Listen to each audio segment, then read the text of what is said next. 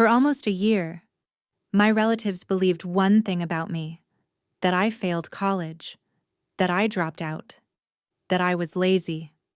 My parents told everyone the same story. Family gatherings became awkward. People stopped asking about my future. My cousin Daniel suddenly became the successful one, and I was disappointed. Then, one afternoon, my parents received an email. Not from me, from one of my professors, and after they finished reading it, the house went completely quiet. Before I explain what that email said, my name is Lena Morgan. I'm 24 years old, and this happened last year in Portland, Oregon. Before we continue, if you enjoy stories where the truth slowly unfolds and everything changes in one unexpected moment, consider subscribing. And tell me in the comments where you're watching from and what time it is right now. I read every single comment. Now let me explain why my parents told everyone I failed college. Because the story actually started during my second year. The first time I heard the rumor was during a family dinner.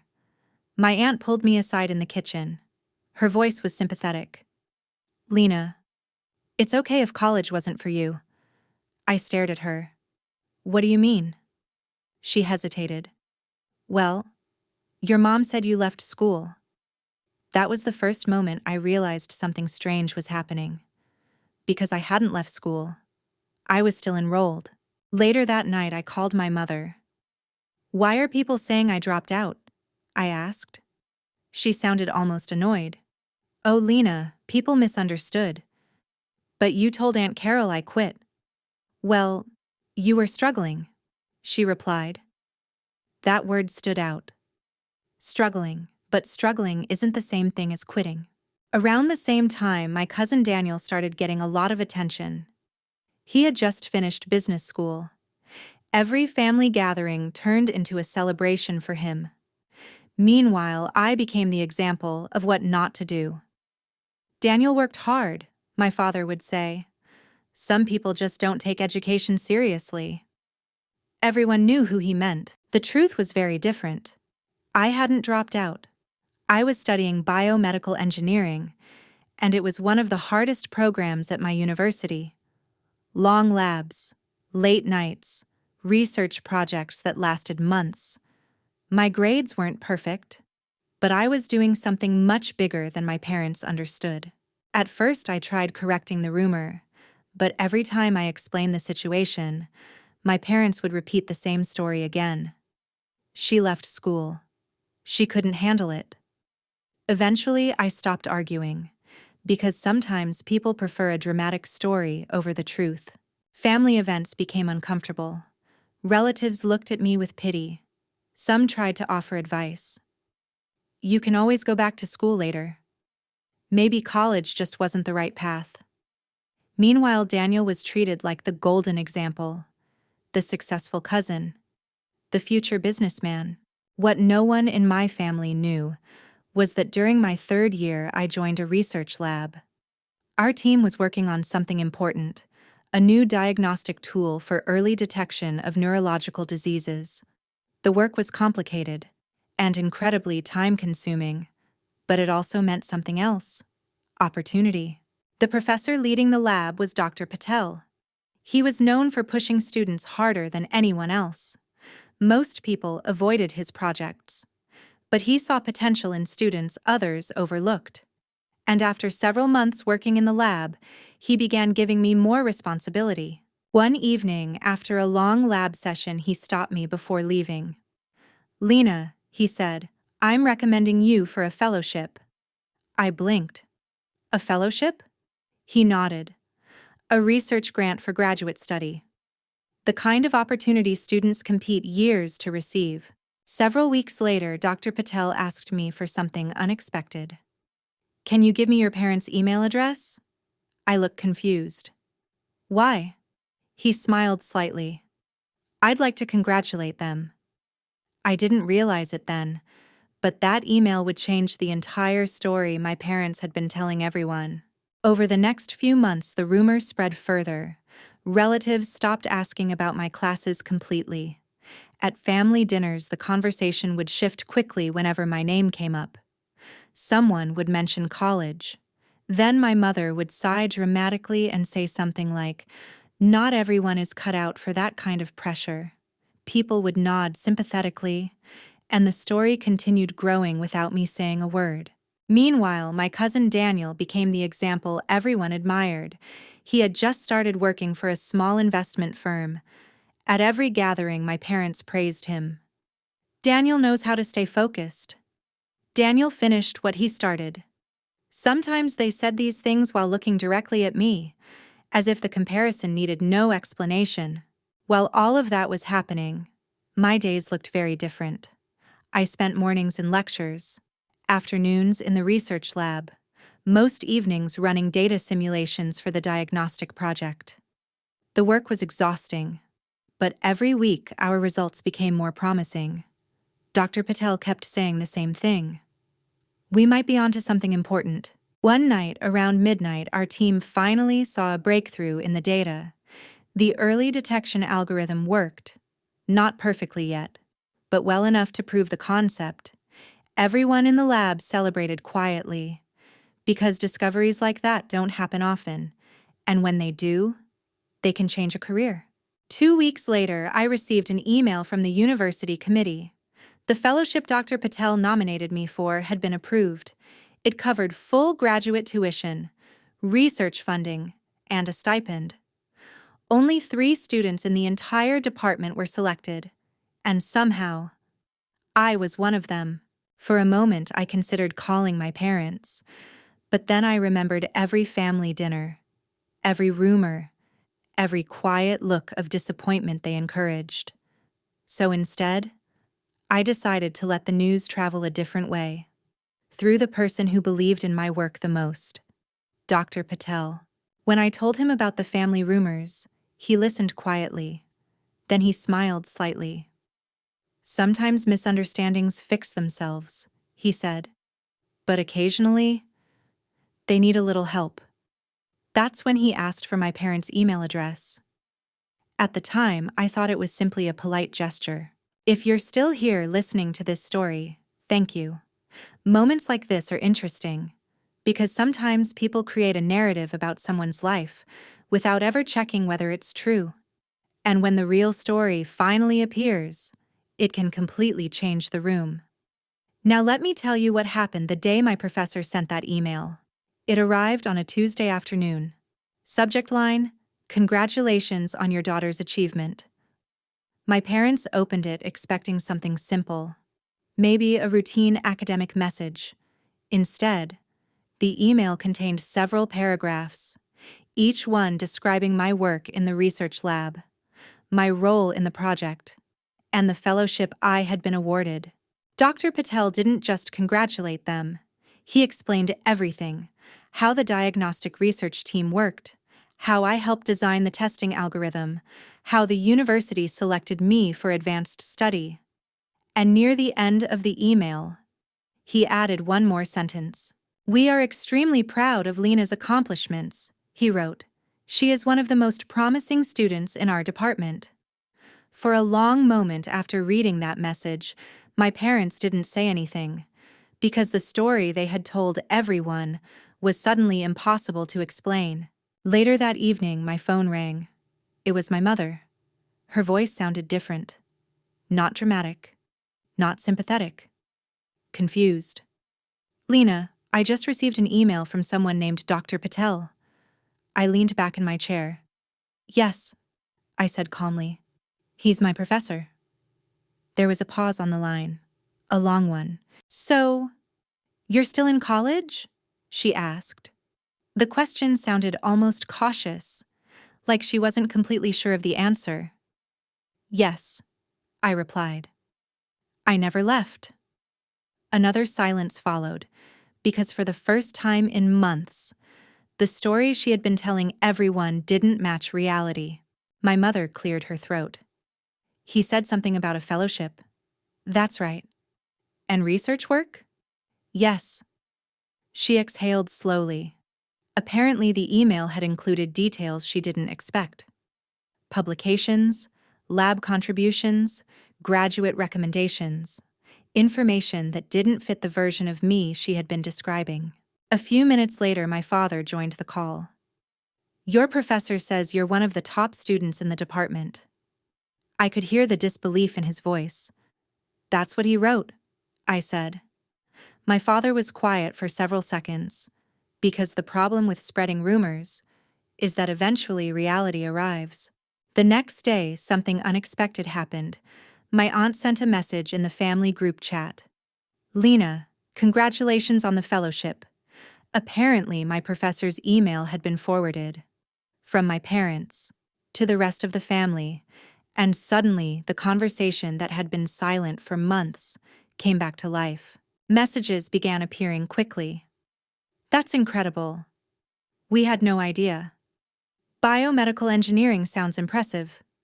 Some relatives apologized quietly, others simply reacted with surprise, because the story they believed before was now completely different. Even my cousin Daniel sent me a message. "Hey, congrats." It was short, but polite. And strangely enough, it was the first time in months someone mentioned my education without sounding concerned. 2 days later, my parents came to visit. They sat across from me at my small apartment table, looking around the room, at my textbooks, my research notes, my laptop filled with simulation data. For the first time, they were seeing the life I had actually been living. My mother spoke quietly. "We didn't realize how serious your program was." I smiled slightly.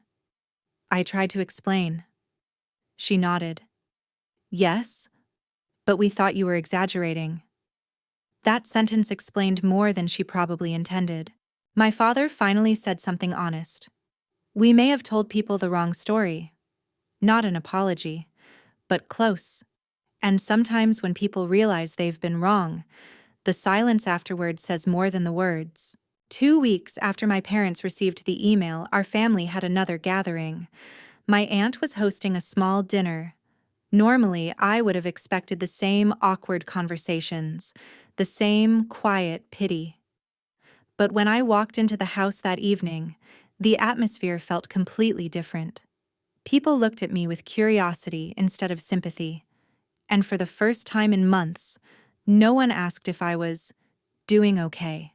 My uncle was the first to approach me. He smiled and shook my hand. "Your professor's email was impressive," he said. "I didn't realize your research was that advanced." I thanked him politely. But what stood out was the tone. Not concerned, not disappointed, just respectful. Soon, other relatives joined the conversation. But their questions had changed. Instead of asking why I left college, they were asking about my research.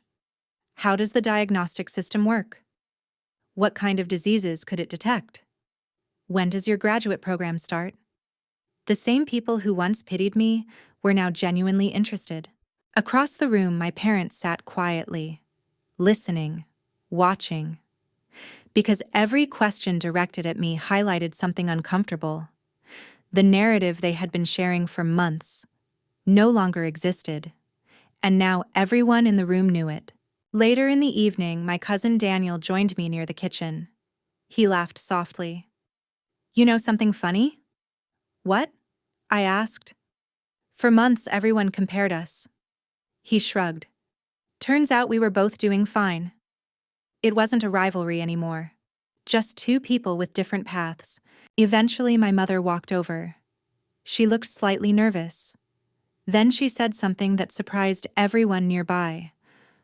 "I may have misunderstood some things about Lena's program." That was the closest she had come to acknowledging the rumor she created. Not dramatic, not defensive, just quiet. My aunt raised an eyebrow. "That professor of yours seems impressive." I smiled. "Dr. Patel?" "Yes," my aunt said. "The email he wrote made it very clear how proud he was of your work." For a moment, the room was silent again, because hearing those words out loud changed the story completely. After that moment, the conversation moved on naturally. People talked about careers, research, future plans. But the shift in energy was obvious. The family wasn't treating me like the struggling student anymore. They were treating me like someone with a future. As the evening ended, my father said something quietly while we were leaving. "I suppose we underestimated your program." I nodded. It happens. Because sometimes the most powerful response isn't proving someone wrong loudly. It's simply continuing forward. Driving home that night, I thought about the entire situation, the rumors, the comparisons, the email that changed everything. And the strange part was, nothing about my life had actually changed. The only thing that changed was what people believed about it. After that family dinner, something subtle shifted. The conversations about my life stopped sounding sympathetic. Instead, they became curious. Relatives started asking my parents questions. How did Lena get into that research program? When did she start working in the lab? And each question reminded my parents of something uncomfortable. They hadn't known the answers, because they never asked. A few days later, my aunt forwarded the email again in a smaller family chat. This time, people read it more carefully. Dr. Patel had written several paragraphs explaining my work, my research role, the fellowship, and the graduate program I was about to begin. Seeing those details written by someone else made the achievement feel real in a way rumors never could. My mother eventually called me again. Her voice was calmer than before. "I reread the email today," she said. "And? He wrote a lot about you." I smiled slightly. That's what professors do when they recommend students. There was a pause, because for the first time she was hearing about my life directly. Then she said something simple. "We shouldn't have assumed you failed." Not a dramatic apology, but a clear acknowledgement. Sometimes people struggle to admit mistakes directly. Instead, they say it quietly, in smaller sentences. My father spoke to me a few days later as well. "We thought you were overwhelmed." "That's understandable," I said. "But you told people I dropped out." He sighed. "Yes. That part may have been unfair." Again, not a dramatic apology, just recognition. Meanwhile, my life continued moving forward. The fellowship meant I would begin graduate research that fall. Our diagnostic project was expanding. The university was preparing to test the system in a clinical trial. And suddenly, my work wasn't just a student project anymore. It was becoming something meaningful. At the next family gathering, something interesting happened. My aunt introduced me differently. "This is Lena," she said proudly. "She's working on medical research at the university." The room reacted positively, and my parents didn't correct her, because this time, the story was accurate. Looking back, the entire situation taught me something important. People often build stories about others based on incomplete information. Sometimes those stories grow into rumors, and sometimes those rumors feel impossible to fix. But eventually, the truth has a way of finding its own voice. A week before graduate school started, I stopped by Dr. Patel's office. "I think your email caused quite a reaction," I told him. He laughed quietly. "Good professors support their students," he said. "Sometimes that means correcting misunderstandings." He paused for a moment. "And sometimes it just means telling the truth." For months, my parents had told everyone I failed college, that I gave up, that I dropped out. But after that email arrived, those conversations disappeared completely. Not replaced with arguments, not replaced with explanations. Just silence. Because sometimes the most powerful response to a rumor is simply letting the truth speak for itself. Thank you for staying with this story. If you enjoy calm stories where the truth slowly unfolds and changes everything, consider subscribing. And tell me in the comments, have you ever had someone misunderstand your situation until the real story finally came out? I read every single comment. There's another story waiting for you on your screen. And when you're ready, I'll see you there.